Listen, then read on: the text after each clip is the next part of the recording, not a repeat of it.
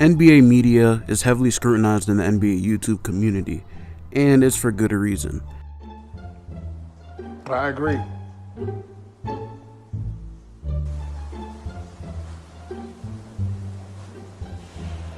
And if I could package Kuzma with a multitude of players and even a pick, and I can get myself Devin Booker. A lot of the time, their content sometimes feels that they are trying to have hot takes just for their ratings to be high. Shows like First Take, Skip and Shannon Undisputed, First Things First, and etc. all are victims of this criticism. Today, we are looking at a prime suspect, Nick Wright, who is currently detained for sucking off a grown-ass man named LeBron James. So what I will be doing is looking over some evidence of the matter at hand. What the media does not want you to know about Michael Jordan. Because here are some facts. Before Scottie Pippen got there, a total and complete loser. Not just never got out of the first round, not just 1-9 in the playoffs, never even above 500 in the regular season. Honestly, this is why I just stopped watching sports talk shows like this, because their unwillingness to put context into consideration in conversations like this one, like the point he just made here, which I'll get to in a second. They're not contextualizing their hot takes to, of course, make their point to the more casual fans, or if they're talking about a certain game, they're just reading off stats, which anybody could do. So if you're a casual fan who wants to gain more basketball knowledge, don't watch shows like these. I prefer NBA YouTubers like Legend of Winning, Rusty Buckets, B-Souls, King of the Fourth Quarter, Dom2K, and etc. And it's actually sad that people who are certified to talk basketball on TV, they have such a lack of knowledge of the sport. And if it's not that, you literally had your basketball card taken by the directors of these shows. But to actually get into the out of context point Nick Wright just made, he said before Scottie Pippen got drafted, Jordan was a complete and total loser. Not just 1-9 in the playoffs, but not even above 500 in the regular season. This point is surprisingly brought up from a lot of people who think LeBron is the greatest, and if you're one of those people, stop using this argument because it literally contradicts your points of LeBron losing in the finals to a super team or because his team was trash. Because in Jordan's first 3 seasons, he went up against a really good team in the 80s, the Milwaukee Bucks, with a 2-time Defensive Player of the Year at Jordan's position, Sidney Moncrief, and Terry Cummings, who averaged a cool 23-9 at the 5 spot. Where Jordan in his rookie year, he dropped 29, 6, and 8 in that series against the Milwaukee Bucks, of course losing 1-3. And the next year, Jordan broke his foot in the beginning of the season, so he sat out most of the games, but he was there for the playoffs against the super team Boston Celtics in their best year. He of course had the amazing 63-point game, but he averaged 46, 6, and 6 on 50, 187 splits. And the third year, Jordan's team finished 40 and 42 while he averaged 37 points. Yes, 37 points on the season. And again in the playoffs, faced against the great Boston Celtics team, which of course he lost to again in 3 games, because of course that best of 5 rule in the first round. And once again, had a great showing, averaging 36, 7, and 6.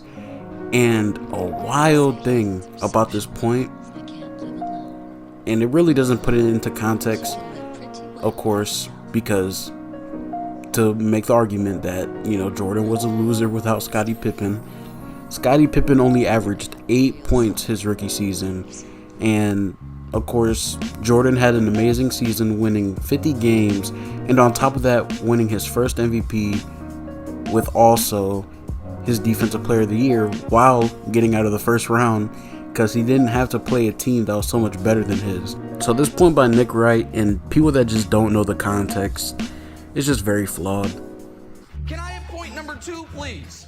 Larry Bird, the best player when he walked into the league. You know how many times Michael beat Larry in the playoffs? I don't mean in a series. I mean in a single playoff game. The answer to that is 0. Again, I don't really have to speak upon this, but my God, the incompetence of Nick Wright in this argument. Michael Jordan, according to Nick Wright, was expected to win against the best player in the NBA and Larry Bird in his prime on the best team he has ever had. Like, come on, bro. Do you hear this? But wait, there's more. Bro, someone's got to stop this. Someone's got to stop this. Please. In Jordan's entire career, there were 3 super teams in the East: the Celtics, the Pistons, and the Magic. His career playoff series record against those 3 teams, 2-6. But against everybody else, 23-1. So really quick, see how you just said the Boston Celtics were a super team? Yeah, he was expected to beat them. It's just child play at this point. He contradicts himself here when he defends LeBron on his finals losses against better teams. So by his standard, on Jordan's 1-9 playoff record argument, that means LeBron's finals losses against the 2007 Spurs, 2017 and 2018 Warriors are counted in LeBron's legacy, when there was multiple occasions of you spewing they aren't. So either stay consistent or just stop talking basketball. But with the Pistons and Magic argument he tried to make, he faced the Pistons in 1988 through 1991. The 1988, 89, and 90, of course, needs context because Nick Wright would never, ever give context. So 88 and 89, the Bulls were just outmatched because they were not expected to win at all, similar to the Celtics situation. And we all know the Scottie Pippen migraine in 1990, so he just loves to leave things out of context. And against the Magic, he faced them in 1995 and 1996. Again, sounded like a broken record at this point. He does not put things into context in situations like this. In the 1995 season, Jordan only played 17 games because, of course, coming back from baseball. So again, the lack of context is very strange. Speaking of the East, which Chris Broussard mentioned in regards to LeBron James, once the Pistons were gone, do you know how many teams in the East, Jordan's entire title run, had more than one Hall of Famer? 1. The team Michael was on. He had Pippen, and then he had Pippen and Rodman. In Jordan's entire career, there were 3 super teams in the East. There were 3 super teams in the East. There were 3 super teams in the East. That's all I have to say. What he just said. So, contradictory again. And then the last point Broussard loves to make, which is we pretend Jordan's career was 6 years long. Everyone ate on Michael's watch. We just pretend it didn't happen. Can we show guys who won rings in years Michael Jordan played? Well, Larry won, Kareem won, Magic won, Isaiah won, Hakeem won, Drexler won, Shaq won, Kobe won, David Robinson, Tim Duncan won. I'm not even including the years Michael retired. Those are only years Michael Jordan played basketball. So the media doesn't want you to know this. Duncan. These are all facts. Can I go next? Look it up. Oh, hold on, wait a second. Wait. So Bruh, he just messed up his whole argument. Jesus, bruh. There's really only one player that you could say Jordan let win on his watch, which is Isaiah Thomas. But again, needs context because the 1990 Eastern Conference Finals was a little weird because of the little Scottie Pippen migraine fiasco. But Shaq, Kobe, Robinson, and Duncan, my God, bro, my God. So Kobe and Shaq both won when, of course, Jordan was on the Wizards, and he's really again with Robinson and Duncan as well.